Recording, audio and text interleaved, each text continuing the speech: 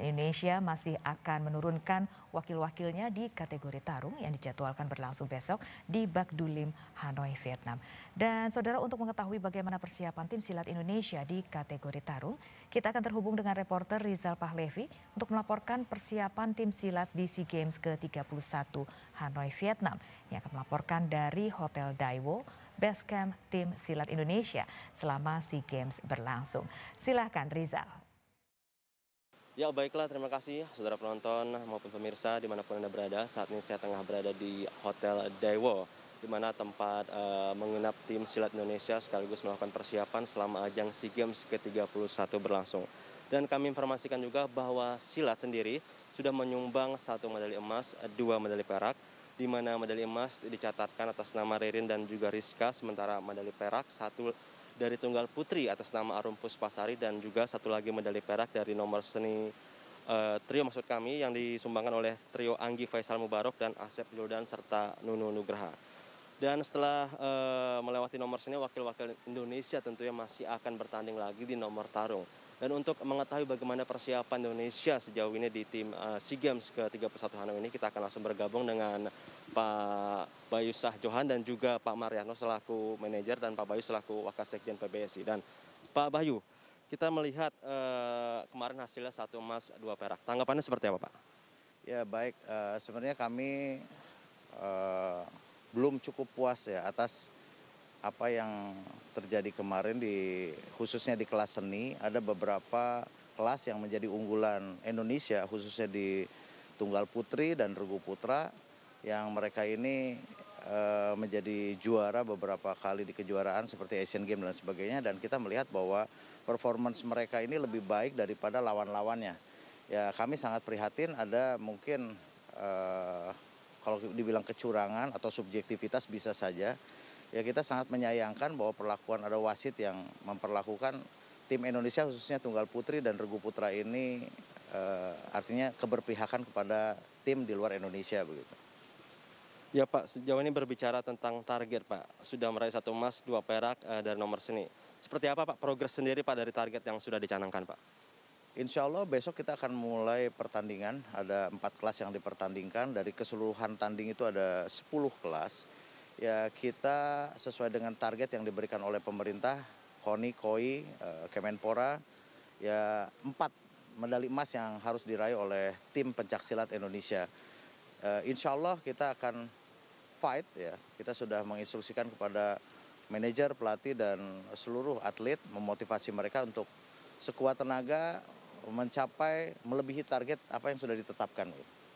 Berikutnya besok masih ada kategori tarung Pak. Sejauh ini persiapannya sendiri Pak seperti apa Pak? Alhamdulillah kita terus melakukan latihan meskipun tentunya tekanan secara psikologis dari seni yang kemarin ya, dari beberapa oknum mungkin wasit juri dari negara lain.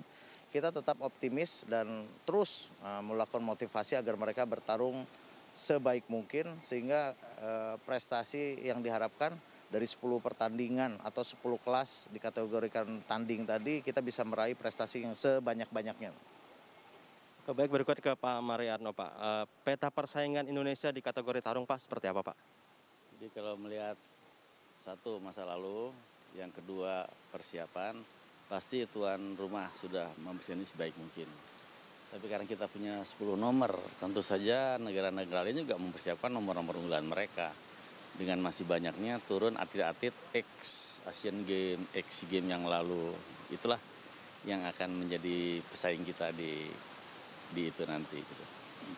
Kontingen mana Pak yang harus benar-benar diwaspadai Indonesia yang akan kira-kira menjadi batu sandungan Pak di kategori tarung ini Pak? Untuk secara umum Vietnam tentu saja. Yang kedua ada Malaysia, ada Singapura, ada Thailand, itu juga perlu kita waspadai. Di kelas berapa Pak yang jadi unggulan Indonesia untuk mendulang emas? Kalau soal unggulan, kita kan mempersiapkan mereka ini untuk dapat emas. Jadi kita latih mereka itu untuk peroleh emas. Artinya dengan pendekatan iptek dan sains, dari segi fisik, teknik, taktik, maupun mental, kita sudah maksimal menggunakan kaidah-kaidah yang berlaku. Nah, mengenai kesempatan mereka untuk mendapatkan medali, tentu saja kita melihat pengalaman. Kita punya beberapa orang pengalaman ex-Asian Games. Contoh Hanifan, Iqbal, lantas ada lagi Yasser Arafat. Mereka tuh memang atlet-atlet yang sudah nasional dari dulu sih, Sally. Tapi ada juga atlet muka-muka muda yang memang newcomer. Contoh, kita lepas di nomor tunggal putri yang notabene dia juara Asian Games, juga regu putra yang juga juara Asian Games. Tapi kita muncul tadi Ririn sama Rizka yang menyodok, yang sebelumnya mereka itu kita prediksi ya paling tidak bisa menunggangi lah perak. Ternyata dia sangat luar biasa bisa meraih medali emas untuk tim Indonesia. Sama di tanding juga seperti itu. Banyak newcomer yang punya potensi bagus. Mudah-mudahan dengan kesiapan mental yang baik mereka juga bisa berprestasi. Saya lihat dari kejadian kemarin saja pada saat seni.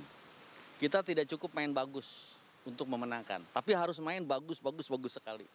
Yang tadi yang evaluasi sama saya untuk atlet tanding, kalian harus main luar biasa. Kalau main biasa sulit untuk menang, luar biasa. Gitu. Pak, melihat dari persiapan serta peta persaingan di SEA Games kali ini, Pak, bagaimana kans Indonesia sendiri Pak untuk memenuhi target, Pak? Sekali lagi tadi kata Pak Bayu, saya yakin dengan hati saya kalau penilaian fair. Kita sangat yakin mereka bisa berbicara. Apalagi dengan aturan baru, kita pelajari aturan itu, kita perdalam aturan itu, ya kita berharap mereka akan lebih unggul dari yang lain. Kalau tadi ya bicara masa fair play. Untuk balik ke Pak Bayu lagi, Pak, kita melihat dari SEA Games kali ini dan berikutnya next event akan ada Asian Games, Pak. Seperti apa Pak tim silat menuju Asian Games nanti, Pak? Kita punya beberapa atlet berbagai lapisan yang tentunya kita dari PBIPSI apabila diminta ya kita sudah mempersiapkan diri. Dari berbagai macam kelas kita sudah punya lapisan 1, lapisan 2, lapisan 3 dan seterusnya. Insya Allah kita siap. Ya. Oke, untuk SEA Games kali ini harapan Bapak sendiri, Pak? Ya tentunya kita harus bisa melampaui target yang ditetapkan oleh pemerintah. Dalam hal ini kita juga tidak mau mengecewakan karena pencaksilat adalah budaya bangsa kita. Kita sudah membuktikan di Asian Games dengan juara umum dan kali ini kita harus bisa juara umum kembali. Oke, terima kasih Pak Bayu dan Pak Mariano. Semoga harapan kita bisa tercapai pada SEA Games kali ini. Dan baiklah demikian wawancara kami dengan perwakilan PBIC, Wakasekjen Pak Bayu Sahjohan dan juga manajer tim Indonesia Pak Mariano. Dan kami informasikan juga bahwa sebelumnya Indonesia setelah meraih medali emas dari pencaksilat dan juga 2 perak. Dan tentu Indonesia masih akan bertanding menurunkan wakil-wakilnya di cabang tanding yang akan berlangsung besok hari. Dan kami informasikan juga kepada saudara penonton yang ingin menyaksikan pertandingan-pertandingan ataupun perlombaan SEA Games, Anda bisa menyaksikan program antar gelanggang pagi dan juga sore serta jurnal SEA Games hanya di TVRI. Demikian informasi yang dapat kami himpun hingga saat ini, kita kembali ke rekan kami di studio.